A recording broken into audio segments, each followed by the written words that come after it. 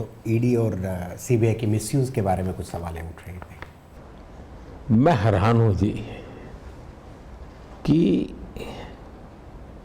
कोई भी, अगर मान लीजिए रेलवे है, रेलवे में टिकट चेकर का एक पोस्ट है, अब कोई ये कहे कि भाई ये क्यों चेक करता है टिकट, क्या हम बेईमान है क्या? टिकट चेकर का दायित्व है कि टिकट चेक करना चाहिए उसने। वैसे आपने ईडी बनाया क्यों, सीबीआई बनाया क्यों? ये उनका दायित्व है।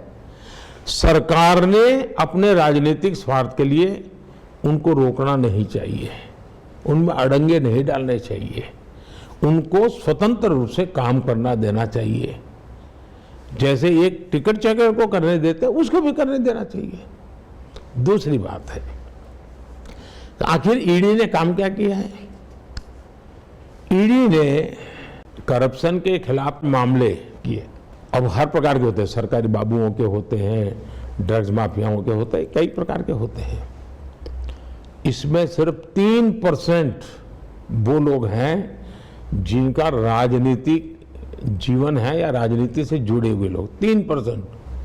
97% वो लोग हैं जो बेईमानी में कहीं न कहीं धरे गए। कई अफसर घर गए हैं, कई अफसर जेलों में पड़े हैं।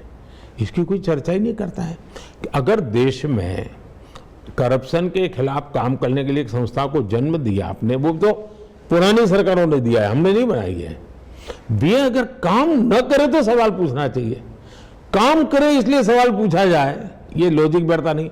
अच्छा, 3% सिर्फ है जिनको अभी तक ईडी पहुंची है, 97% दूसरा है। दूसरी बात है, भ्रष्टाचार से सिर्फ रुपया पैसा का न्याय होता है ऐसा नहीं। मान लीजिए एक ब्रिज है, भ्रष्टाचार के तहत ऐसे ही किसी को कॉन्ट्रैक्ट दे दी गया और ऐसे ही उसने ब्रिज बना दिया और कुछ साल में वो ब्रिज गिर गया। मुझे बताइए कितना भयंकर नुकसान होगा। उसी प्रकार से एक सामान्य नागरिक बड़ी मेहनत करके उसने अपनी एग्जाम पास की, लेकिन चूंकि भ्रष्टाचार नहीं कर पा रहा है, क्योंकि उसकी सिफारिश नहीं है, इसलिए उसको हक नहीं मिलता और किसी फालतू व्यक्ति को नौकरी मिल जाती है। यह असंतोष जो है वो देश में लंबे समय तक नहीं चलता है।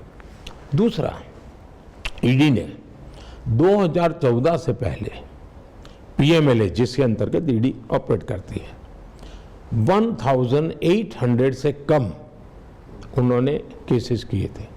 अब देखिए, जबकि उनको काम करना था, जबकि उस समय तो सरकार पर बहुत आरोप लग रहे थे भ्रष्टाचार के, 1800 किया। 2014 के बाद हमने 10 साल में हमारे यहाँ कारखाने में ईडी ने 5000 से ज्यादा केसेस किए हैं। ये उसकी एफिशिएंसी है, उसकी एक्टिविटी दिखाता है। 2014 से पहले ओनली 84 सर्चेज कंडक्ट की गई थी, ओनली 84। इतना बड़ा डिपार्टमेंट सोया पड़ा था। 2014 के बाद 7000 सर्चेज हुई है। 84:7%।